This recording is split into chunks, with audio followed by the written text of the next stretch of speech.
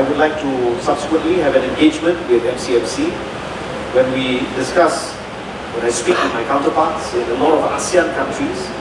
Many are beginning to move away from the idea of a mandatory standard on quality of service, MSQOS, but instead looking at MSQOE, the quality of experience. And we know in this day and age, a lot of people have a lot of thoughts. Aku bayar banyak untuk 5G, tapi tengok kelajuan dia tak sampai ke mana. Kita bayar mahal-mahal, tapi bila masuk bangunan tak ada 5G. So, a lot of these challenges, we must work together to overcome. And I have spoken with the Dato' Bandar of Kuala Lumpur, for example, to look at how we can adopt not only 5G, but perhaps also 5G advanced, particularly to realize the idea of smart cities. A lot of this new technology can be quickly and quite swiftly implemented.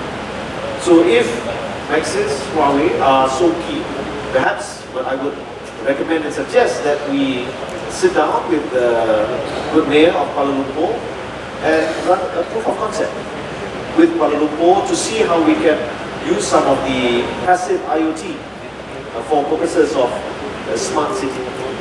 Okey, jadi kalau kita cakap pasal bekerjasama dengan TPKL untuk atasi masalah speed di bangunan-bangunan, adakah ini akan melontar flow dengan TPT? Ya, waktu ini mungkin oleh sebab kita ada 3 bentuk kesaling hubungan, 3 types of connectivity. Ada yang di luar, outdoor, kita ada dalam bangunan, in building, dan juga dalam talian ataupun talian tetap, ya, fixed line. Jadi 3-3 ni ada cabaran yang berbeza. Bagi outdoor, kita boleh pasang menara. Bagi dalam bangunan, bergantung kepada siapa yang mengusahakan premis itu. Sekiranya ia daripada PBT, kita boleh berbincang dengan PBT. Cuma salah satu perkara yang mungkin saya akan cuba sampaikan kepada PBT nanti ialah mungkin kita perlu secara proaktif pihak MCMC berhubung dengan mereka, terutama dalam perancangan bandar, supaya bangunan-bangunan baru mengambil kira keperluan in-building coverage. Saya lihat rata-rata termasuklah di kawasan lembah pantai, bila bangunan baru disiapkan, ni saya nak bincang dengan Maxis. Maxis sepatutnya menyediakan perkhidmatan untuk bangunan Media City, tapi tak selesai lagi. Jadi perkara itu sepatutnya saya rasa ini adalah isu perancangan. Saya tak salahkan Maxis, tapi saya percaya nanti Maxis akan bagi diskaun, ya, kepada Jabatan Penyiaran. Tapi rata-rata in-building coverage appears to be an afterthought. Kemudian dah siap bangunan, baru kita fikirkan. Oleh sebab kita lihat sekarang internet adalah satu basic utility, satu guna awam yang asas. Maka saya lihat ada keperluan untuk adakan perbincangan. Maka insya-Allah selepas ni saya akan minta sebagai contoh pihak MCMC untuk berhubung dengan KPKT supaya kita dapat meneliti apakah cara terbaik untuk kita pastikan perancangan bandar dapat memasukkan isu in-building coverage ini sebagai sebahagian daripada SOP mereka. Jadi ini kita akan bincang kemudian.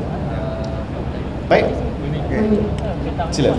Tapi tadi in your speech you ada kata that nak MNOs jumpa to provide reliable internet for all. Yes.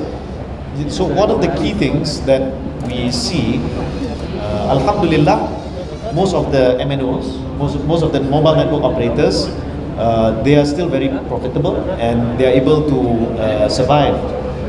At the same time, we see internet speeds getting much faster, and internet packages are thankfully also being very reasonably priced and appropriately priced. And I feel at the same time a lot of disgruntlement or grouses or complaints from the public. I think this is where we can work on next.